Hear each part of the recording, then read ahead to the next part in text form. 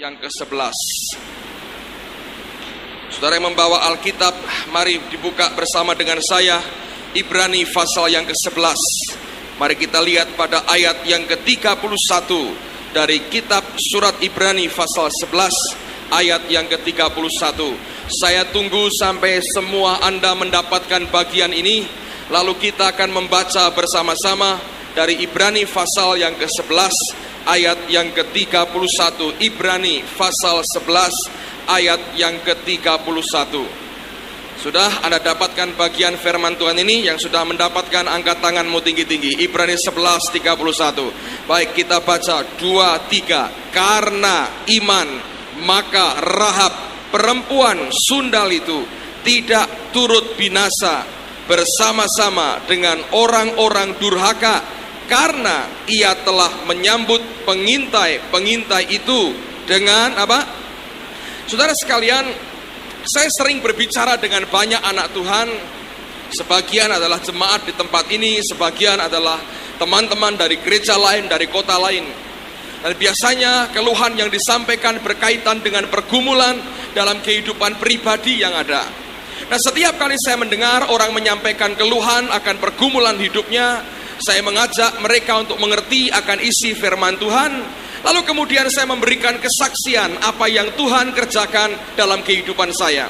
Nah, setelah saya mulai bersaksi, saya menceritakan akan kebaikan Tuhan, saya menceritakan pengalaman saya dengan Dia. Nah, banyak dari antara anak Tuhan ini yang memberikan komentar begini. Ya, Bapak enak, soalnya Bapak peka sih dengan suara Tuhan. Lalu ada juga yang berkata begini, ya, soalnya Bapak punya iman yang besar. Selalu begitu. Nah, padahal statement semacam itu artinya mau memberikan suatu kesimpulan begini. Baiklah, kalau pendeta ini peka dengan suara Tuhan, kalau hamba Allah ini imannya besar, saya tidak peka dengan suara Tuhan, dan saya hanya punya iman yang kecil, sebesar kuman. Nah, oleh karena saya tidak mendengar suara Tuhan, dan saya tidak memiliki iman yang besar, maka kalau Bapak akan tertolong, saya tidak ada pengharapan, saya tidak akan tertolong. Selalu saya mendengar akan orang-orang Kristen yang kalau mendengar kesaksian dari orang lain memberikan statement pernyataan semacam itu, saudara. Padahal pernyataan semacam itu artinya mengunci hidup kita dengan berkata bahwa aku tidak mungkin tertolong karena aku tidak peka dengan suara Tuhan dan aku tidak punya iman yang besar. Nah, tapi yang kita baca di sini bukan cerita tentang seorang superstar rohani. Bukan cerita tentang seorang yang diurapi oleh Allah dengan cara yang luar biasa. Tapi yang kita baca adalah kisah seorang pelacur. Kisah orang yang Alkitab berkata seorang perempuan sundal. Namanya adalah Rahab. Nah, kalau kita belajar dari hidup perempuan sundal ini dan kita masih berkata, oh ya, karena kamu perempuan sundal sih, masa kita berkata begitu, saudara?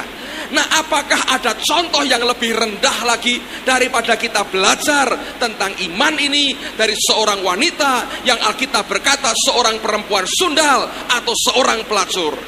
Kita diajar oleh Tuhan untuk merendahkan diri kita dan berkata, ternyata yang namanya iman itu bisa berlaku untuk siapapun, tidak hanya pada golongan tertentu dari orang Kristen. Tidak hanya bagi mereka yang mendapat julukan pendeta atau penginjil atau orang yang berpengalaman, tetapi yang namanya iman itu berlaku untuk setiap orang yang mau percaya dan melakukan di dalam hidupnya.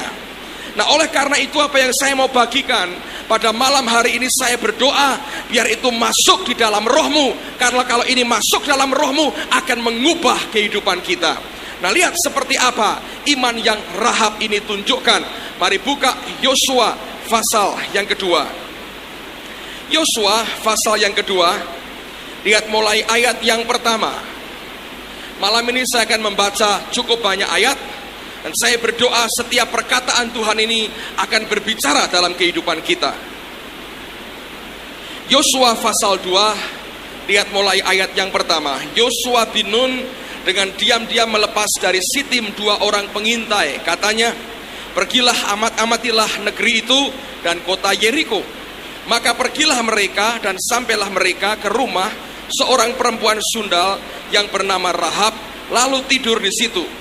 Kemudian diberitahukanlah kepada Raja Yeriko demikian, tadi malam ada orang datang kemari dari orang Israel untuk menyelidik negeri ini.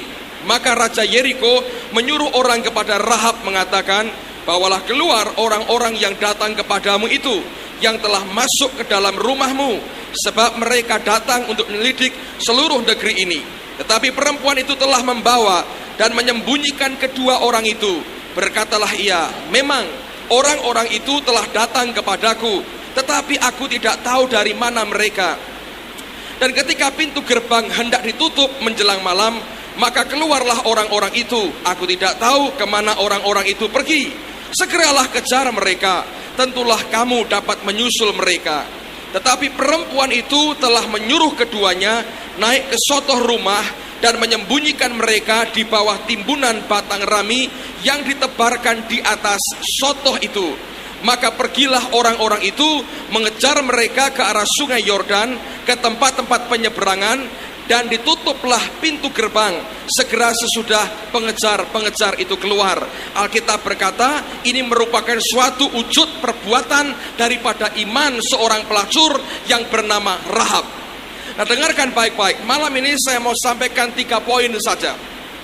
Kita akan belajar dari mana iman itu bisa dihasilkan, seperti apa iman itu. Yang kedua, apa yang Allah ingin lihat ada dalam kehidupan kita. Dan yang ketiga, saya mau mengajak kita belajar apa akibat dari orang yang beriman seperti Rahab ini. Saya berdoa ketiga poin ini akan membuka mata rohani kita untuk kita mengenal siapa Allah yang sebenarnya. Nah, yang pertama, mari kita lihat seterusnya pada ayat yang ke-8. Inilah dasar daripada iman itu. Ayat yang ke-8 sampai dengan ayat yang ke-11. Tetapi sebelum kedua orang itu tidur, naiklah perempuan itu mendapatkan mereka di atas sotoh dan berkata kepada orang-orang itu, perhatikan ini, aku tahu bahwa Tuhan telah memberikan negeri ini kepada kamu, dan bahwa kengerian terhadap kamu telah menghinggapi kami, dan segala penduduk negeri ini gemetar menghadapi kamu. Ayat 10, sebab kami mendengar bahwa Tuhan telah mengeringkan air laut Tiberau di depan kamu ketika kamu berjalan keluar dari Mesir, dan apa yang kamu lakukan kepada kedua raja orang Amori yang di seberang sungai Yordan itu, yakni kepada Sihon dan Og yang telah kamu tumpas. Ayat 11, ketika kami mendengar itu, tawarlah hati kami dan jatuhlah semangat setiap orang menghadapi kamu, sebab Tuhan Allahmu ialah Allah di langit, di atas, dan di bumi di bawah. Dengarkan baik-baik, dari mana orang ini bisa beriman? Ayat yang ke-9, ada satu kata kunci yang Rahab katakan. Dia berkata apa? Aku tahu. Ayat 10, ada satu kata kunci lagi, kalimat kunci yang berkata ketika kami mendengar atau sebab kami mendengar. Ayat 11 dia berkata ketika kami mendengar. Dengarkan baik-baik, dari mana iman itu berasal? Rahab berkata, aku tahu sebab kami telah mendengar. Aku tahu sebab kami telah mendengar. Iman akan selalu berkata, I know, aku tahu. Dari mana sumbernya? Dia berkata, sebab kami telah mendengar. Iman tidak bisa muncul dari diri sendiri. Iman oleh karena telinga kita mendengar tentang dia, mendengar dari dia. Rahab berkata, I know, aku tahu, sebab kami sudah mendengar. Selalu kalau Anda melihat dari seluruh bagian firman, Anda akan melihat akan pola ini diulang, dan kemudian diulang. Saya berikan beberapa contoh. Lihat bersama dengan saya Kisah Rasul pasal yang ke-14. Nanti kita kembali kepada Yosua, tapi lihat dulu Kisah Rasul pasal yang ke-14. Ini kisah yang menarik sekali. Kisah Rasul pasal 14 ayat yang ke-8. Dengarkan, Alkitab berkata, di Listra ada seorang yang duduk saja karena lemah kakinya dan lumpuh sejak ia dilahirkan dan belum pernah dapat berjalan. Ia duduk mendengarkan ketika Paulus berbicara, Dan Paulus menatap dia dan melihat bahwa ia beriman dan dapat disembuhkan. Lalu kata Paulus dengan suara nyaring, "Berdirilah tegak di atas kakimu." Dan orang itu melonjak berdiri, lalu berjalan kian kemari. Dengarkan, orang yang lumpuh ini mendengar ketika Paulus berbicara tentang siapa? Tentang Allah yang luar biasa, tentang Yesus yang begitu dahsyat. Dia mendengar. Lalu Alkitab berkata, Paulus menatap dia dan melihat bahwa ia beriman dan dapat disembuhkan. Sebetulnya terjemahan yang benar adalah Alkitab berkata, he had faith to be healed. Ia punya iman untuk disembuhkan. Bukan cuma beriman dan dapat disembuhkan. Kalau begitu ada orang yang beriman dan mungkin tidak dapat disembuhkan. Tapi Alkitab berkata, ketika dia mendengar berita tentang Allah, rohnya menangkap kabar baik itu. Alkitab berkata, Paulus menatap dan melihat, he had faith to be healed. Ia punya iman untuk disembuhkan. Rahab berkata, I know, aku tahu, karena kami sudah mendengar. Si lumpuh ini berkata, aku percaya karena aku sudah mendengar, dan dia disembuhkan. Lihat bersama dengan saya Markus pasal yang kelima. Markus pasal yang kelima. Haleluya. Markus pasal 5. Lihat mulai ayat 25. Markus pasal 5 ayat 25. Adalah di situ seorang perempuan yang sudah 12 tahun lamanya menderita pendarahan. Ia telah berulang-ulang diobati oleh berbagai tabib sehingga telah dihabiskannya semua yang ada padanya. Namun sama sekali tidak ada faedahnya, malah sebaliknya keadaannya makin memburuk. 27, dengarkan baik-baik. Dia sudah mendengar berita-berita tentang Yesus. Bukan cuma sekali, dia sudah mendengar berita-berita tentang Yesus. Maka di tengah-tengah orang banyak itu, ia mendekati Yesus dari belakang dan menjamah jubahnya. Sebab katanya, asal ku jamah saja jubahnya, aku akan sembuh.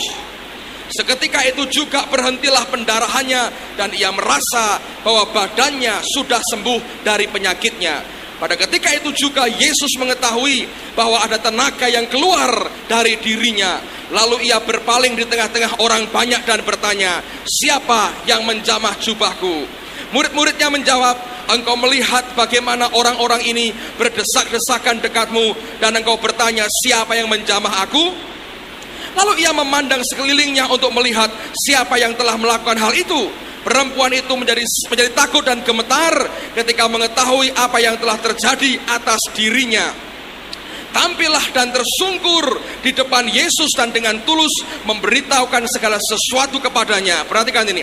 Maka katanya kepada perempuan itu, hai anakku, apanya saudara? Imanmu telah menyelamatkan engkau. Pergilah dengan selamat dan sembuhkanlah dan sembuhlah dari penyakitmu. Dia sudah mendengar berita-berita tentang Yesus, lalu itu menghasilkan iman dalam dirinya. Rahab berkata, I know, aku tahu, karena kami sudah mendengar. Iman hanya bisa dihasilkan kalau engkau mulai mendengar akan suaranya. Iman tidak bisa timbul dari keinginan manusiawi. Makanya saya tidak pernah yakin ada istilah diiman-imani, tidak ada. Pertanyaannya cuma dua, apakah engkau beriman atau engkau tidak beriman? Diiman-imani ternyata itu palsu dan bukan dari Tuhan. Orang beriman tidak usah memaksakan dirinya diiman-imani, memang dia beriman. Orang berkata aku iman-imani, artinya dia tidak beriman. Anda bisa mengerti itu. Lihat Roma pasal 10 ayat 17. Saya mau tunjukkan satu ayat yang mengubah hidup saya. Roma pasal 10 ayat 17. Roma 10 ayat 17. Dengarkan baik-baik, ini ayat mengubah hidup saya. Roma 10:17, Alkitab berkata demikian. Jadi iman timbul dari mana saudara? Pendengaran, dan pendengaran oleh firman Kristus. Kata firman dari kata Yunani rema, bukan logos. Logos ini Alkitab firman Tuhan, pada umumnya orang berkata ini logos. Tapi bagian dari logos yang dihidupkan Roh Kudus disampaikan buat kita pribadi, itulah rema.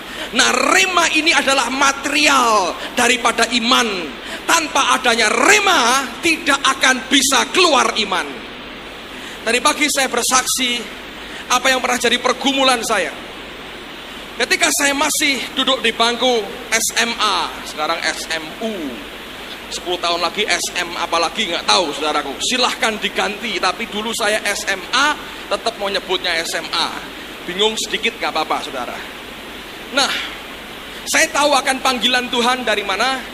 Pada waktu itu saya sering kumpul dengan beberapa hamba Tuhan dari luar kota, yang sering kali datang ke kota Semarang, lalu kemudian tanpa kami undang itu, dia telepon, dia berkata, ayo kita persekutuan. Lalu kami kumpul, kami nyembah Tuhan, dia mulai memberitakan firman. Setiap kali mereka datang memberitakan firman, saya merasa diberkati. Lalu saya berpikir begini, hidup kayak mereka ini enak. Kemana-mana pergi bukan hanya mencari kekayaan pribadi, atau mencari sesuatu untuk kepuasan manusianya, tapi kemanapun pergi memberkati orang lain. Karena saya begitu diberkati oleh mereka, saya berkata, hidup yang paling ideal semacam ini, hidup diabdikan untuk sesuatu yang mulia, dan hidup orang lain diberkati dan diubah dan diangkat oleh karena apa yang mereka sampaikan dan mereka lakukan. Tanpa saya sadari, kerinduan untuk jadi berkat itu merupakan sesuatu yang Tuhan tanam dalam hati saya, yang sekaligus merupakan panggilan untuk menjadi seorang hamba Tuhan. Tetapi saya harus berkata jujur kepada saudara, pada zaman itu kira-kira mungkin sudah sekitar 15 tahun yang lalu, bahkan lebih dari 15 tahun yang lalu, image orang tentang pendeta, tentang hamba Tuhan tidak seperti sekarang. Image-nya begitu buruk sekali.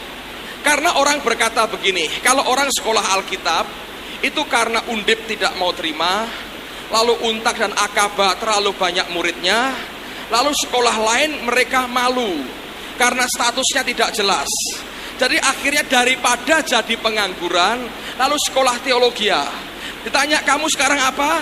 Kuliah mahasiswa, lumayan, minimal 5-6 tahun punya status, daripada keluntang-keluntung tidak kuliah, lebih baik sekolah pendeta. Lalu keluar, kemudian ngemis-ngemis kerjaan, ngemis-ngemis mimbar dengan para anggota majelis gereja yang terhormat, saudara. Nah kemudian kalau sudah dapat pekerjaan di gereja, dia akan ngontel sepeda dan pakai dasi yang kuno dari nenek moyangnya. Dasinya bukan kayak begini, zaman dulu dasinya lebar, kayak lapel, lebar. Lalu jadilah dia pendeta, katanya, saudara-saudara, dan membuat puluhan orang ngantuk terlelap pada hari Minggu pagi. Sabtunya habis nonton bal-balan, saudara. Minggu pagi dia akan ketemu dengan orang yang berkata saudara, saudara. Komplit, saudara. Sabtu lelean, Minggu dihibur saudara, saudara. Les di gereja, ngorok semua. Kalau mantuk-mantuk pendeta berkata, khotbah gua nggak masuk. Padahal dia ngantuk sebetulnya, dan tidak lebih dari itu. Nanti kalau di rumah anak istrinya keleleran, makan kurang, pakaiannya adalah nanti kalau Christmas, Natal, itu majelis yang terhormat akan mengumpulkan pakaian pantas pakai. Lalu Pak Pendeta diberi kesempatan milih yang pertama. Anda bisa bayangin itu image-nya dulu. Hidup selalu dalam kekurangan, puasa karena terpaksa tidak punya duit. Orang tidak pernah bisa membayangkan seorang pendeta dengan hidup yang layak, sama sekali tidak ada, saudara. Nah, waktu kami mau cari rumah, pada waktu kami mau menikah, diantar oleh seorang saudara, maunya baik, saudara, tapi itu menghina. Kami diajak cari rumah di sebuah kampung, saya lupa di mana. Tidak bermaksud menghina, tapi merasa terhina sebetulnya. Di kampung itu Anda bisa bayangkan, sebagian besar rumahnya semacam gubuk-gubuk. Waktu mobil yang kami tumpangi masuk ke kampung itu tidak cukup untuk kendaraan lain. Kanan kirinya langsung selokan. Begitu sempitnya. Waktu mobil kami masuk, anak-anak kampung itu semua keluar. Di belakang mobil teriak-teriak, ore, ore, ore, ore, ore. Anda bisa bayangkan bagaimana kampung yang jarang dimasuki mobil. Waktu mobil lewat semua teriak-teriak, ore, ore, ore. Saya bilang sama Tina, saya bilang, kita ini adalah gubernur yang meninjau kepada warganya. Lihat semua orang ikutin kita. Diajak turun mau lihat rumah, saya berkata, lain kali, perutku sakit soalnya. Lain kali aja kita lihat tempat ini. Saya berkata, kenapa saya ditunjukkan rumah itu? Dia berkata, di sini paling 3 juta, 4 juta dapat katanya. Saya pikir-pikir, ya memang itulah image-nya. Anda mengerti? Itu suatu pergumulan pada waktu itu. Di satu segi saya tahu Tuhan ini pekerjaan yang mulia. Ini membawa berkat bagi banyak orang. Luar biasa. Sisi lain saya melihat suatu kenyataan. Bahwa image orang masih semacam itu. Dan saya dihadapkan kepada dunia masa depan saya. Orang berkata kira-kira ya seperti itu. Kelak kalau jadi tidak lebih daripada itu. Ya begitulah modelnya nanti kira-kira. Anda bisa bayangkan apa yang kemudian jadi pergulatan pada waktu itu. Tidak ada support dari sekitar saya. Siapa yang mau mendukung kalau kelak melihat akan anaknya punya masa depan semacam itu. Fakta, saudara. Tapi kemudian saya baca banyak buku, saya dengar banyak kesaksian. Ya di sekitar saya begitu semua. Orang-orang yang pengusaha berkata, oh pendeta, oh itu istri pendeta sebulan sekali datang ke toko saya mengeluh tentang keuangannya, minta berkat dan persembahan. Anda bisa bayangin, saudara. Jadi saya bayangkan nanti mereka berkata, kalau kamu jadi pendeta, Tina tiap bulan akan cari pengusaha dan cerita betapa beratnya hidup di ladang Tuhan. Lalu saya pikir, Tuhan, apa ya betul begitu? Tidak ada orang berpikir, oh pendeta akan jalan dengan sepatu Belly, dengan jas Lacoste, nggak ada, saudaraku. Dengan dasi Ceruti dari Paris 300.000, nggak ada. Semua image-nya buruk. Sampai satu kali saya berkata begini, Tuhan, kalau aku ngerti yang namanya iman itu apa, kalau aku ngerti iman itu apa, mestinya hidupku berbeda. Sejak itu saya mulai baca Alkitab. Saya berkata, tunjukkan kepadaku iman itu apa. Saya masih Kristen baru. Saya cari banyak hamba Tuhan. Saya tanya, Pak Pendeta, iman itu apa? Semua berkata Ibrani 11 ayat yang pertama. Baik, saya ngerti. Rasanya orang beriman itu piye? Ya pokoknya percaya. Lalu saya berkata, saya mau konkret Pak. Saya mau konkret. Saya tidak mau hanya abstrak, hanya filosofi dan tidak ada hasilnya. Misalnya, saya berkata begini. Sekarang saya ini gak punya brompit, gak punya sepeda motor. Saya pengen sepeda motor, Pak. Saya pengen sepeda motor. Caranya gimana? Dengan iman saya dapat barang itu. Saya gak punya duit. Dia berkata, ya diimani. Pasti berhasil. Wah, ya gak tahu katanya. Lalu untuk apa? Kalau diimani. Ngimani itu pi, ya percaya. Ben yakin tenan corone pi. Dia berkata, saya juga tidak punya brompit katanya. Oh, bodoh kalau begitu. Ya saya ketemu orang yang keliru. Saya cari hamba Tuhan yang punya sepeda motor. Pertanyaan yang sama saya ajukan. Selalu jawabannya begini, ya diimani. Pasti nggak kalau saya imani? Wah, itu nggak tahu. Ya maaf saja katanya. Saya kejar terus dan tidak satu orang pun bisa memberi saya jawaban yang memuaskan. Sampai akhirnya saya sadar, memang betul tidak ada manusia bisa memuaskan saya kecuali Tuhan sendiri. Lalu saya mulai sembahyang, saya mulai tanya Tuhan, ajari aku iman itu apa. Dan pada waktu itu pergumulan pertama yang saya tanya di depan Tuhan adalah, saya tidak lagi butuh sepeda motor karena sudah punya tiba-tiba pada waktu itu. Orang tua yang belikan, saudara, tanpa iman. Imannya orang tua. Saya punya kebutuhan lebih besar. Saya pengen rumah. Saya tidak mau kontrak pindah-pindah. Kayak semut pindah sana, pindah. Saya nggak mau. Saya mau rumah. Pindah boleh nanti. Kalau punya rumah 2, rumah 3 boleh pindah-pindah. Kalau kontrak-kontrak saya nggak mau. Saya berkata, Tuhan repot. Jadi pendeta mikirin kontrak terus susah. Ngotong-ngotong lemari, ngotong-ngotong tempat tidur, gulungi kasur terus tiap tahun. Saya bilang, no. Saya mau rumah. Caranya Pi. Saya nggak punya uang. Ajari saya Tuhan, beriman. Iman itu apa?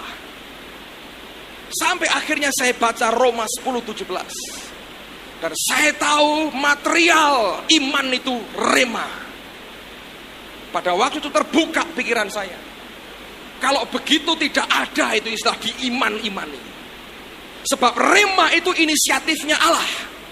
Roh Kudus yang menghidupkan logos ini jadi rema dalam hidup saya. Sejak itu saya ngerti dari mana iman didapat. Sekaligus saya diajar apa artinya menyerah dengan kehendak Tuhan. Setahun setengah, saudara, kami sembahyang minta rumah, dan Tuhan beri. Puji Tuhan, tidak punya pengalaman kontrak. Wah, hidup Bapak kurang lengkap. Biar nggak apa-apa, saudaraku. Lebih baik tidak lengkap daripada lengkap kok bertahun-tahun kontrak-kontrak. Amen, saudara. Akhirnya saya mengerti. Kalau saya ngerti yang namanya rema itu dari mana. Kalau saya bisa ngerti, saya bisa dengar dia berkata. Seperti Rahab berkata, I know, aku tahu. Sebab kami sudah mendengar. Dan dari banyak pergumulan yang ada, saya belajar dia luar biasa. Paulus dalam suratnya kepada Timotius memberikan nasihat yang bagus sekali. Kita nggak ada waktu untuk membaca itu. Dia berkata, jangan bersandar kepada sesuatu yang tidak tentu, seperti kekayaan. Kekayaan itu nggak tentu, saudara. Bersandarlah kepada Allah yang di dalam kekayaannya memberikan segala sesuatu untuk dinikmati. Anda mengerti Allah memberikan segala sesuatu untuk dinikmati. Saya baru pulang dari Surabaya. Saya pinjam tasnya Pak Timotius. Beli di Korea, Seoul, tahun 91. Saya selalu mengingatkan dia beberapa hal penting dalam hidupnya. Pak Timotius dan Bu Yuni ini pernah ikut konferensi penginjil seluruh dunia. Tahun 86. Sampai sekarang belum jadi penginjil, saudara. Tahun 91 dia ikut konferensi misi se-Asia. Keren nggak? Dan pada waktu hari terakhir, kami pergi ke kota di Seoul.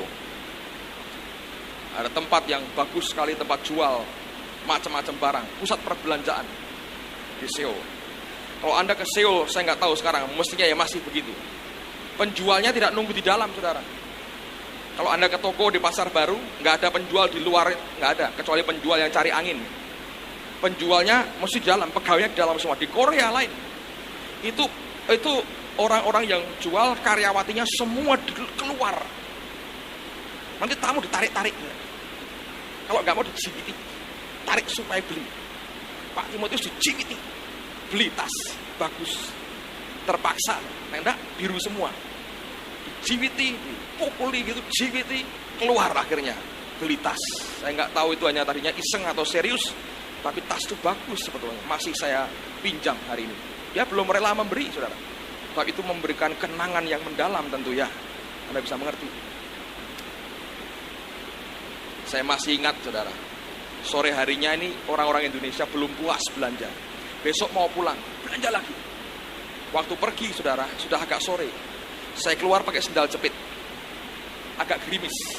Jadi kami meripit jalan, melewati night club. Itu orang keluar semua, perempuan-perempuan. Teman-teman ditarik semua kecuali saya. Lalu mereka bilang, aneh, kenapa kamu tidak? Oh, hadirat Allah membungkus saya. Padahal mereka tahu saya pakai sendal jepit. Sendal jepit gak punya duit, ditarik-tarik percuma, saudara. Selamat gara-gara sendal jepit. Tapi itu cerita soal tas. Saya bawa ke Surabaya, teman. Ada satu keluarga yang ikut dalam kebaktian di situ.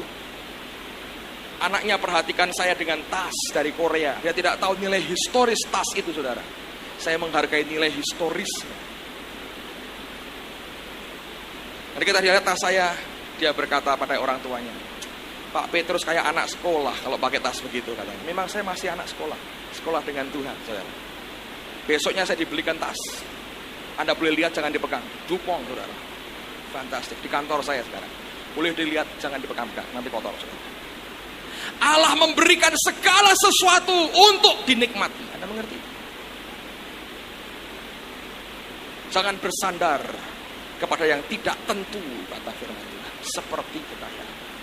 Bersandar kepada Allah yang dalam kekayaannya memberikan segala sesuatu untuk dinikmati. Dia berkata, aku tahu karena kami sudah mendengar. Nah, bagaimana supaya kita ngerti, saudara? Mari lihat Yakobus pasal yang pertama. Saya mau tunjukkan akan kebenaran ini kepada saudara. Lihat ayat yang ke-25.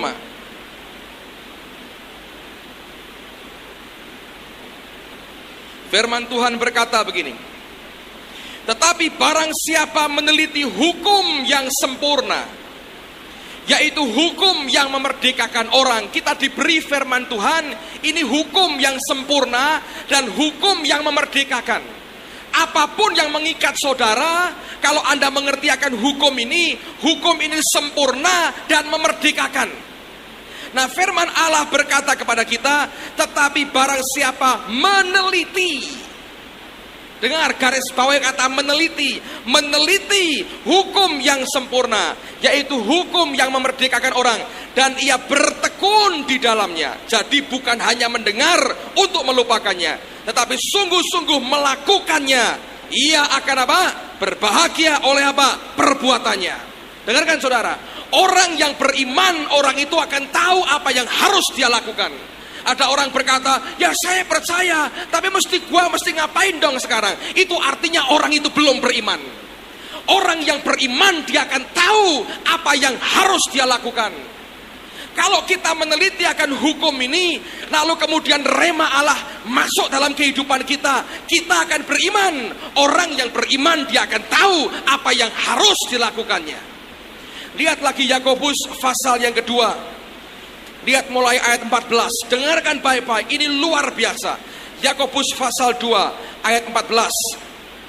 Apakah gunanya, saudara-saudaraku, jika seorang mengatakan bahwa ia mempunyai iman, padahal ia tidak mempunyai perbuatan? Dapatkah iman itu menyelamatkan dia? Jika seorang saudara atau saudari tidak mempunyai pakaian dan kekurangan makanan sehari-hari, dan seorang dari antara kamu berkata, selamat jalan, kenakanlah kain panas dan makanlah sampai kenyang, tetapi ia tidak memberikan kepadanya apa yang perlu bagi tubuhnya, apakah gunanya itu? Demikian juga halnya dengan iman. Jika iman itu tidak disertai perbuatan, maka iman itu pada hakikatnya adalah mati. Tetapi mungkin ada orang berkata, padamu ada iman dan padaku ada perbuatan. Aku akan menjawab dia, tunjukkanlah kepadaku imanmu itu tanpa perbuatan. Dan perhatikan ini, aku akan menunjukkan kepadamu imanku dari apa? Dari perbuatan-perbuatanku. Dari perbuatan kita akan ketahuan iman kita. Berarti orang yang beriman, dia tahu apa yang harus dia perbuat. Kenapa kalau kita tidak tahu apa yang harus kita perbuat, iman kita mati. Iman yang murni adalah iman yang juga tahu apa yang harus diperbuatnya. Teruskan lagi apa yang Alkitab ini katakan. Engkau percaya bahwa hanya ada satu Allah saja, itu baik. Tetapi setan-setan pun juga percaya akan hal itu dan mereka gemetar. Hai manusia yang bebal, maukah engkau mengakui sekarang bahwa iman tanpa perbuatan adalah iman yang kosong? Bukankah Abraham bapak kita dibenarkan karena perbuatan-perbuatannya ketika ia mempersembahkan Ishak anaknya di atas mezbah? Kamu lihat bahwa iman bekerja sama dengan perbuatan-perbuatan, dan oleh perbuatan-perbuatan itu iman menjadi sempurna. Dengan jalan demikian genaplah nas yang mengatakan, lalu percayalah Abraham kepada Allah, maka Allah memperhitungkan hal itu kepadanya sebagai kebenaran. Karena itu Abraham disebut sahabat Allah. Jadi kamu lihat bahwa manusia dibenarkan karena perbuatan-perbuatannya dan bukan hanya karena iman. 25, dengarkan ini. Dan bukankah demikian juga Rahab pelacur itu dibenarkan karena perbuatan-perbuatannya ketika ia menyembunyikan orang-orang yang disuruh itu di dalam rumahnya, lalu menolong mereka lolos melalui jalan yang lain. Sebab seperti tubuh tanpa roh adalah mati, demikian juga iman tanpa perbuatan-perbuatan adalah mati. Dari perbuatan kita akan ketahuan iman kita. Artinya iman itu yang kita miliki membuat kita tahu apa yang harus kita lakukan. Rahab berkata, I know, aku tahu, karena aku mendengar. Setelah kami mendengar, aku tahu, sebab kami telah mendengar. Yang kedua, lihat Yosua, balik ke Yosua pasal yang kedua. Haleluya. Yosua pasal 2. Sekarang mari teruskan lihat pada ayat yang ke-12. Yosua pasal yang kedua ayat 12. Maka sekarang, kata Rahab, bersumpahlah kiranya demi Tuhan, bahwa karena aku telah berlaku ramah terhadapmu, kamu juga akan berlaku ramah terhadap kaum keluargaku. Dan berikanlah kepadaku suatu tanda yang dapat dipercaya. Yang dia minta adalah tanda yang dapat dipercaya, bahwa kamu akan membiarkan hidup ayah dan ibuku, saudara-saudaraku yang laki-laki dan yang perempuan, dan semua orang-orang mereka, dan bahwa kamu akan menyelamatkan nyawa kami dari maut. Lalu jawab kedua orang itu kepadanya, nyawa kamilah jaminan bagi kamu, asal jangan kau kabarkan perkara kami ini. Apabila Tuhan nanti memberikan negeri ini kepada kami, maka kami akan menunjukkan terima kasih dan setia kami kepadamu. Kemudian perempuan itu menurunkan mereka dengan tali melalui jendela, sebab rumahnya itu terletak pada tembok kota. Jadi pada tembok itulah ia diam. Berkatalah ia kepada mereka, pergilah ke pegunungan, supaya pengejar-pengejar itu jangan menemui kamu, dan bersembunyilah di sana 3 hari lamanya, sampai pengejar-pengejar itu pulang. Kemudian bolehlah kamu melanjutkan perjalananmu. Kedua orang itu berkata kepadanya, kami akan bebas dari sumpah kami ini kepadamu, yang telah kau suruh kami ikrarkan. Sesungguhnya, perhatikan ini, apabila kami memasuki negeri ini, haruslah tali dari benang kirmisi ini. Benang kirmisi itu benang merah. Alkitab berkata, sekalipun dosamu merah seperti kirmisi, itu benang merah. Jadi Alkitab berkata, haruslah tali dari benang kirmisi ini kau ikatkan pada jendela tempat engkau menurunkan kami, dan ayahmu serta ibumu dan saudara-saudaramu serta seluruh kaum keluargamu kau kumpulkan di rumahmu. Setiap orang yang keluar nanti dari pintu rumahmu harus sendiri menanggung akibatnya kalau darahnya tertumpah, dan kami tidak bersalah. Tetapi siapapun juga yang ada di dalam rumahmu, jika ada orang yang menciderainya, kamilah yang menanggung akibat pertumpahan darahnya. Tetapi jika engkau mengabarkan perkara kami ini, maka bebaslah kami dari sumpah kepadamu itu yang telah kau suruh kami ikrarkan. Perhatikan ini. Perempuan itu pun berkata, seperti yang telah kamu katakan, demikianlah akan terjadi. Sesudah itu dilepaskannya orang-orang itu pergi, maka berangkatlah mereka. Kemudian perempuan itu mengikatkan tali kirmisi itu pada jendela. Lihat baik-baik. Rahab berkata, berikan kepadaku tanda yang dapat dipercaya. Dua pengintai ini berkata, ikatkan tali merah ini. Ikatkan tali merah ini pada jendela tempat kamu tinggal.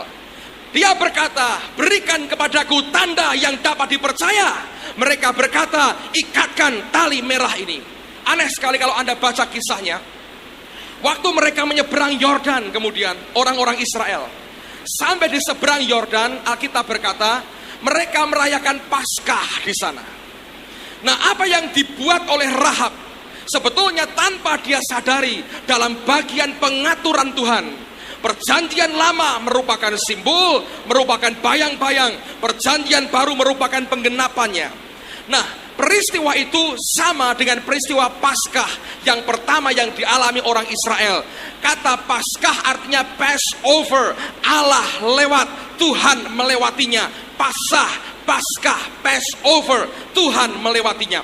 Apa yang terjadi pada waktu Paskah? Kenapa perlu benang merah itu? Lihat Keluaran pasal yang ke-12. Keluaran pasal 12. Lihat pada ayat yang ke-21. Keluaran pasal 12 ayat 21, 22, 23.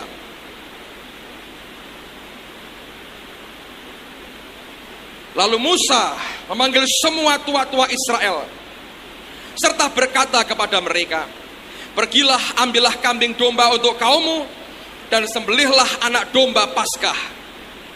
Kemudian kamu harus mengambil seikat hisop dan mencelupkannya pada darah yang ada dalam sebuah pasu, dan darah itu kamu harus sapukan pada ambang atas dan pada kedua tiang pintu. seorang pun dari kamu tidak boleh keluar pintu rumahnya seperti sampai pagi. Perhatikan ayat 23. Dan Tuhan akan menjalani Mesir untuk menulahinya apabila ia melihat darah. When God see, pada waktu Allah melihat darah pada ambang atas dan pada kedua tiang pintu itu, maka Tuhan akan melewati pintu itu. God will, He will. When God see, He will. Alkitab berkata, maka Tuhan akan melewati pintu itu dan tidak membiarkan pemusnah masuk ke dalam rumahmu untuk menulahi. Dengarkan saudara, ada dua kalimat kunci pada peristiwa Paskah. Karena darah dioleskan pada ambang pintu, Alkitab berkata, when God see, ketika Allah melihat akan darah itu, He will. Ia akan apa? Dia akan melewati dan berkata, pemusnah tidak pernah bisa masuk di dalam rumahmu. Luar biasa. Apa yang terjadi waktu Paskah pertama? Secara simbolik dialami oleh Rahab kembali. Karena pada waktu orang Israel melihat akan tali merah itu, mereka tahu kami tidak bisa memusnahkan seisi rumah daripada Rahab, karena ada perjanjian antara kami dengan Tuhan dan dengan Rahab itu. When God see, He will. Iman itu akan memberikan kepada kita tanda yang dapat dipercaya. Makanya Alkitab berkata, iman itu dasar, sekaligus iman itu bukti, kata Ibrani. Karena sudah merupakan bukti, itu merupakan tanda yang dapat dipercaya. Waktu Allah lihat iman kita, Dia akan bertindak untuk kehidupan kita. Anda bisa mengerti ini. Iman itu dari rema. Dari hasil rema akan keluar iman. Dengan iman yang ada, kita akan berkata, Tuhan, aku percaya kepadamu, aku beriman, ada tanda milikmu padaku, lihat darahmu ada dalam hidupku, aku beriman kepadamu. When God see, He will. When God will, you shall. Saudara, Anda bisa menangkap kebenaran ini. Saya berdoa ini masuk dalam roh kita. Rahab minta tanda yang dapat dipercaya. Hari ini kita terima tanda yang dapat dipercaya. Bukan hanya sekedar darah seekor binatang yang namanya domba. Bukan sekedar simbol tali merah.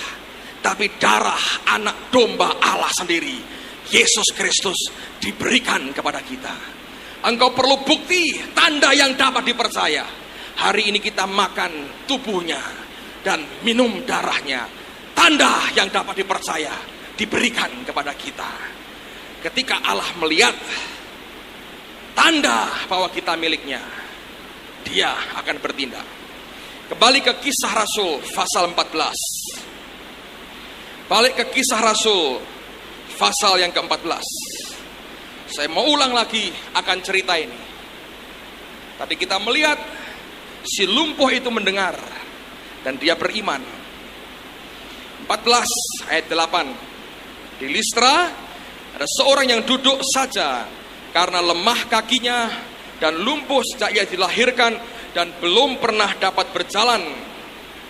Ia duduk mendengarkan ketika Paulus berbicara dan perhatikan, Paulus menatap dia dan melihat bahwa ia beriman. He had faith to be healed. Paulus lihat akan imannya dan orang ini disembuhkan. When God see, He will. Lalu kita belajar, He will, you shall. God will, you shall. Hari ini kita belajar, when God see, He will.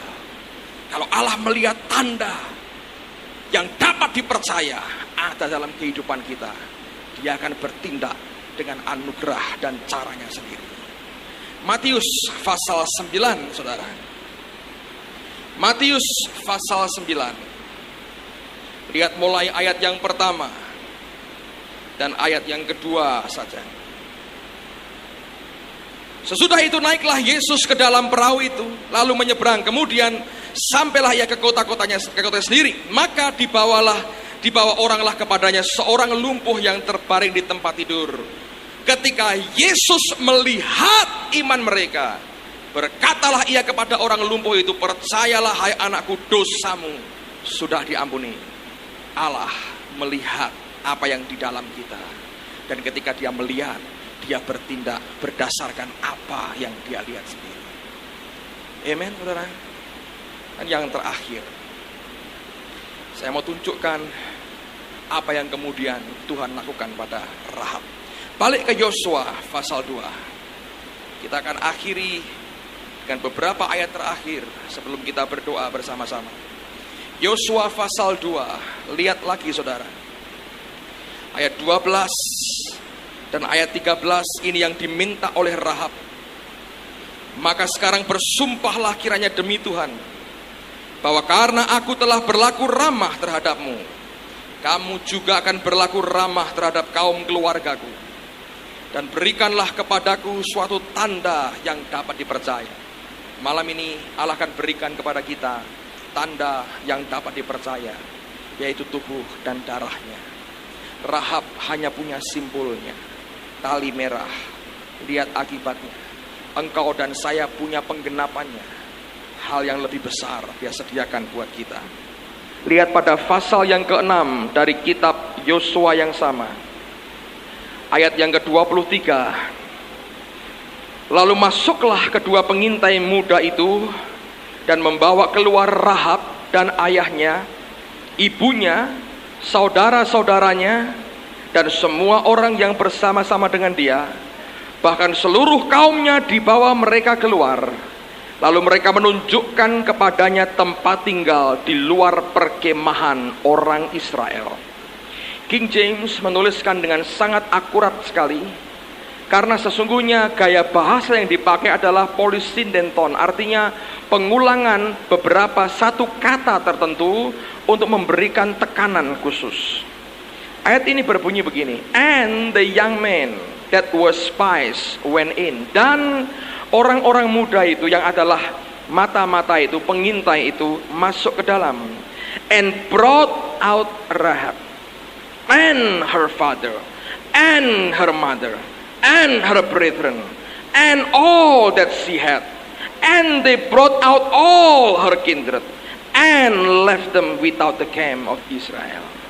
Alkitab berkata, dan kedua orang muda itu masuk ke dalam dan membawa keluar Rahab dan ayahnya dan ibunya dan saudara-saudara laki-lakinya dan semua yang dia miliki dan semua kaum keluarganya, dan akhirnya membawa mereka di luar perkemahan orang Israel. Lihat kata and dan.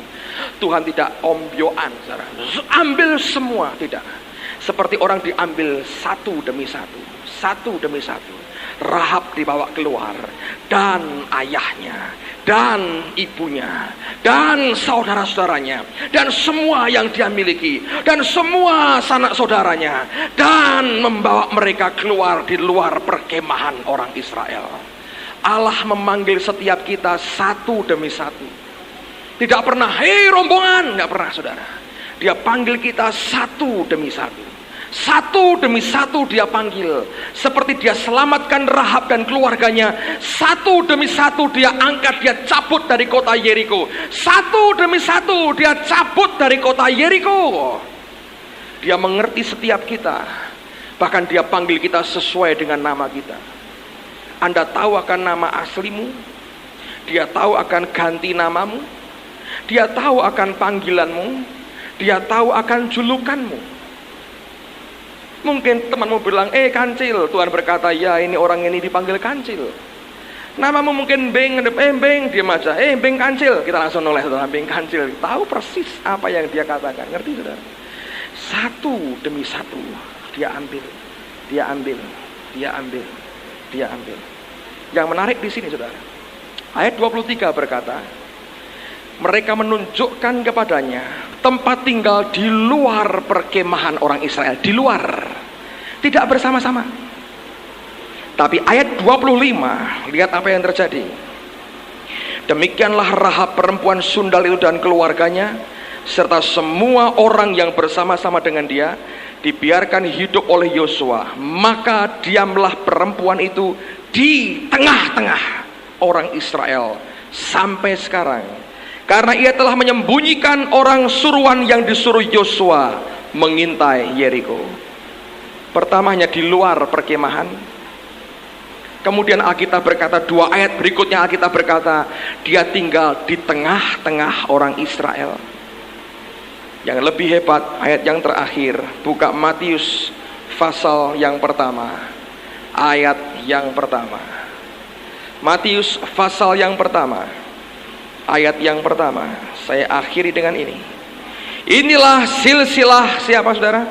Yesus Kristus, anak Daud, anak Abraham.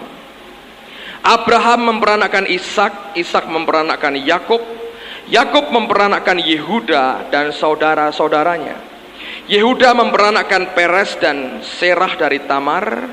Peres memperanakan Hesron, Hesron memperanakan Ram, Ram memperanakan Aminadab, Aminadab memperanakan Nahason, Nahason memperanakan Salmon, Salmon memperanakan Boas dari Rahab, Boas memperanakan Obed dari Rut, Obed memperanakan Isai, Isai memperanakan Raja Daud. Anda lihat, luar biasa.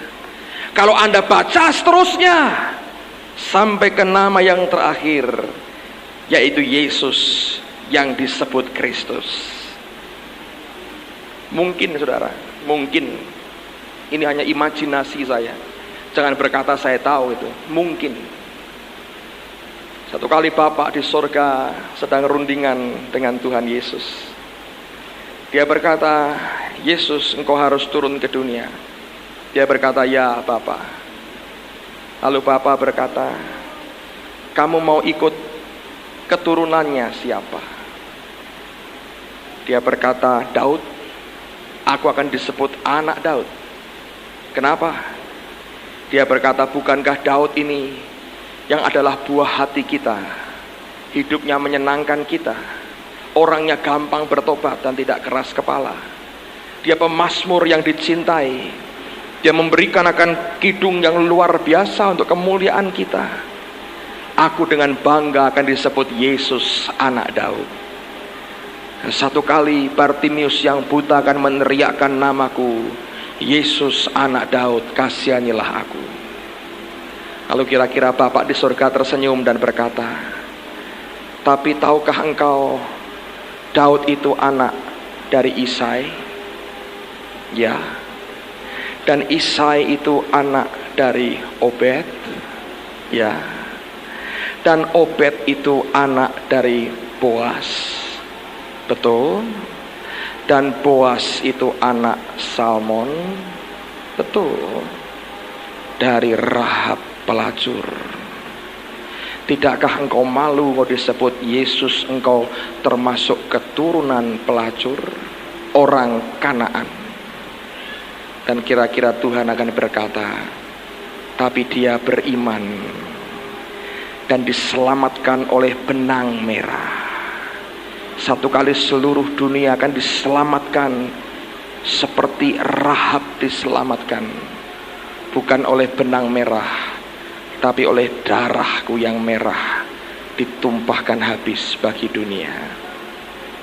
Mungkin satu kali dalam kekekalan, saudara, kalau Anda nanti ketemu semua kita di surga, saya harap ketemu semua, saudara ya. Jangan bawa kartu baptisan CKI, nggak laku di sana. Anda harus punya tanda yang dapat dipercaya. Nanti cari Oma Rahab di sana, saudara. Ingat tanggal 23 kita bicara tentang Rahab, panggil Oma ya, Mbah Buyut Rahab, saudara. Cari Tuhan, Rahab di mana? Oh, kapling nomor sekian, kira-kira begitu. Cari Oma Rahab, saudara. Tanyain, duduk di kakinya dan tanya. Ceritakan kepada saya, kenapa engkau beriman? Dia akan berkata, I know, karena aku sudah mendengar. Anda mengerti itu? Saya berdoa, iman yang sama akan diberikan kepada kita. Senang ya, bayangkan di kerajaan surga, Anda akan tanya dengan orang-orang yang bersangkutan. Mungkin Anda akan tanya Tuhan Yesus, Tuhan Yesus, Pak Petrus pernah berkata begini apa benar?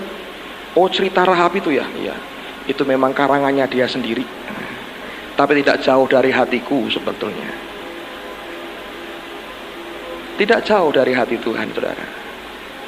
Saya tahu setiap bagian, sampai Tuhan mau disebut keturunan dari Rahab. Bukan main-main, saudara. Sebab dia orang yang beriman. Satu kali kalau Anda ketemu dengan yang bersangkutan, berikan salam dan berkata, aku belajar daripadamu. Dan dia akan mengulang lagi kalimat yang sama. Aku tahu karena aku sudah mendengar. Saya berdoa supaya kita keluar dari tempat ini berkata, I know. Orang Robert berkata, iman adalah I know that I know that I know that I know that I know that I know. Aku tahu bahwa aku tahu bahwa aku tahu bahwa aku tahu, aku tahu. Rahab berkata, I know, karena aku sudah mendengar. Amen, saudara. Oh, kiranya anugerahnya dicurahkan atas kehidupan kita. Haleluya. Tutup Alkitab, saudara. Sediakan hatimu, tadahkan hatimu di hadapan Dia, dan biar anugerahnya dicurahkan kepada kita.